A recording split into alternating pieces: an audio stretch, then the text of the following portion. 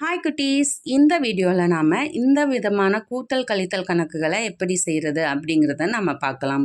அதாவது 6 கூட்டல் days equal to 11, 12 கழித்தல் டேஸ் ஈக்குவல் டு 5, டேஸ் கழித்தல் 8 ஈக்குவல் டு 7.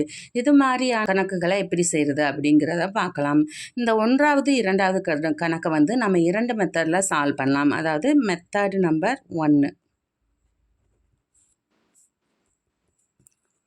6 கூட்டல் டேஸ் ஈக்குவல் டு 11. இந்த கொடுத்துருக்க 2 நம்பர்லையும் பெரிய எண் ஏதோ அதை நம்ம ஃபஸ்ட்டு மைண்டில் வச்சுக்கணும். 11 மனதிற்குள் வச்சுக்கிட்டு 6 விரல் எடுக்கணும். 6 விரல் எடுக்க என்னால் கேமராவில் காட்ட முடியல, அதனால் கோடு போட்டுக்கிறேன். 1 2 3 4 5 6 6 விரல் எடுத்தாச்சு. மனதிற்குள்ள எத்தனை வச்சுருக்கோம்? 11.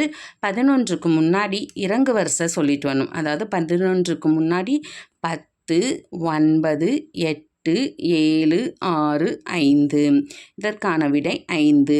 அதே மாதிரி தான் இதுவும் 2வது கணக்கில் 12 கழித்தல் டேஸ் ஈக்குவல் டு 5. இதுலையுமே பெரிய எண்ணை மைண்டில் வைக்கணும். பெரிய எண் எத்தனை? 12 மனசுக்குள்ளே 5 விரல் எடுக்கணும். 12க்கு முன்னாடி 11 10 9 8 7. இதற்கான விடை 7. இது ஒரு மெத்தட். மெத்தட் 2, 6 கூட்டல் டேஸ் ஈக்குவல் டு 11. இப்போ இந்த 2 எண்கள்லையுமே சிறிய எண்ணை மனசுக்குள்ளே வச்சும் நம்ம செய்யலாம். 6 மனதிற்குள்ளே 11 வர்ற வரைக்கும் ஒவ்வொரு விரலாக எடுத்து நாம் சொல்லணும். அதாவது 6க்கு அடுத்து 7 8 9 10 11. எத்தனை விரல் எடுத்திருக்கோம்? 5 விரல் எடுத்திருக்கோம். விடை 5. அதே மாதிரி 12 கழித்தல் டேஸ் ஈக்குவல் டு 5.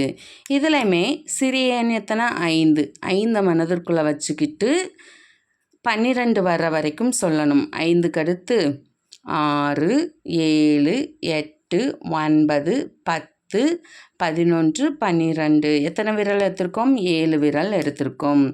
இதுதான் இந்த கணக்குகளை செய்வதற்கான ஈஸியான முறை.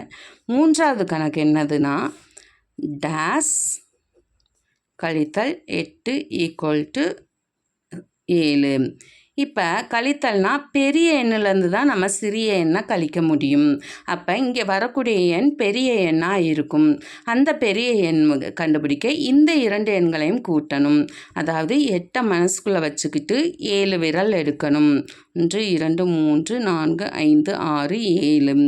8க்கு அடுத்து 9 10 11 12 13 14 15. இங்கே வரக்கூடிய விடை 15.